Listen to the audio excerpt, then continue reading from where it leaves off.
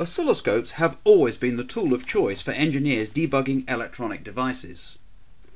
The most critical parameters for verifying digital designs are time-related. Rise and fall times are of fundamental importance. Clock and data timing and phase relationships need to be precisely controlled. The new generation of mixed signal designs employ digital control techniques, but are also processing a broader range of analog signals, including sensors, smart power controls and more. In addition to timing parameters, we need to observe and measure characteristics such as total harmonic distortion, crosstalk and noise.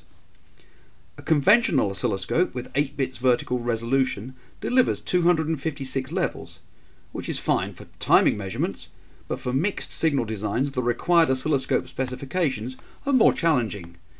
Designers need to make measurements with higher resolution and improved dynamic range. The PicoScope 5000 series is the first flexible resolution oscilloscope that can make 8, 12, 14, 15 or 16-bit resolution measurements. Changing from one resolution to another is a simple front panel control that can be selected by the user. Internally, multiple high-resolution analog to digital converters are employed in different time-interleaved and parallel combinations to deliver either high sampling rate of a gigasample per second or high resolution of 16 bits, and other combinations in between. But improved resolution is of little benefit unless accompanied by improved front-end performance. The PicoScope 5000 is specified with greater than 70 dB spurious-free dynamic range. Next, we'll have a look at a demonstration of the PicoScope 5000. This demonstration will show how the scope can switch from 8 to 12 bits resolution to reveal characteristics of high-frequency noise that are interfering with a low-frequency signal. In this demonstration, I'm using a PicoScope 5444B flexible resolution oscilloscope to look at the characteristics of a low-frequency sine wave. I have the instrument set up with a time base of 20 microseconds per division, 50 megasamples of buffer memory, 8 bits resolution. First measurements that I can make are with the rulers here, so I've got the period of the waveform is about 50 microseconds, which means we're looking at a frequency of 20 kilohertz.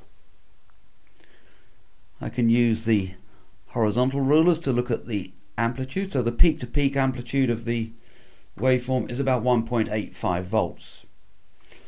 There's also a range of automated measurements that I could apply to the waveform down here.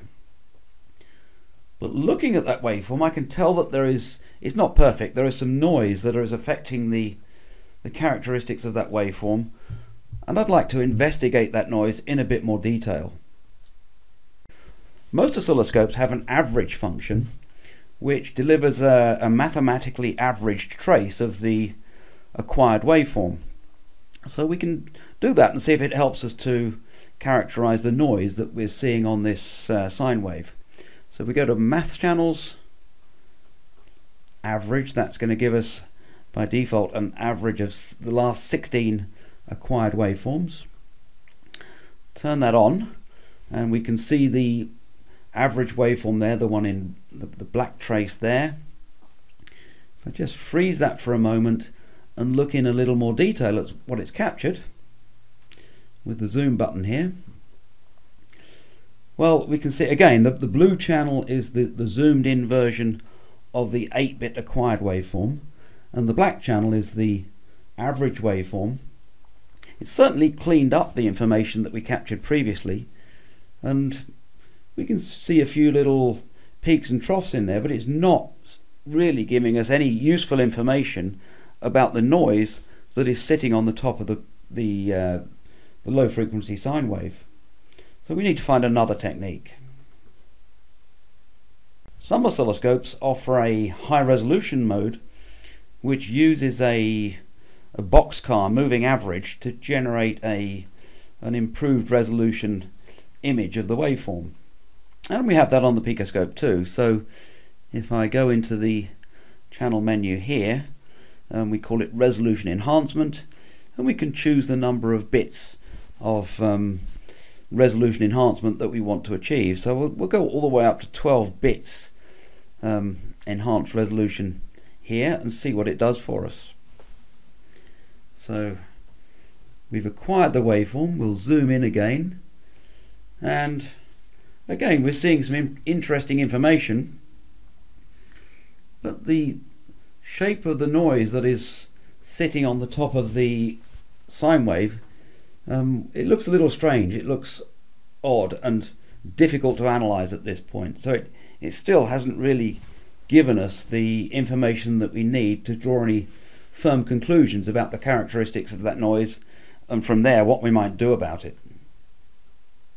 A unique feature of the PicoScope 5000 is its ability to switch from 8 to higher bits of resolution. So in hardware it can switch from 8 to 12, 14, 15 or 16 bits of resolution. So what I'll do for looking at this waveform is to switch to 12 bits of resolution. You might just hear a click from the scope as I make that transition. Now we're acquiring the exact same waveform but with more bits of resolution. So if I freeze the acquisition, then use the zoom tool to look in more detail at what's going on, now we can see with complete clarity what the characteristics are of the noise that's sitting on top of that waveform. And I can use the rulers to make some measurements on that. So let's have a look at make a measurement of the period. So the period is about 1.1 microseconds. So the noise that is interfering with the waveform, with the sine wave, is a little under 1 megahertz in frequency.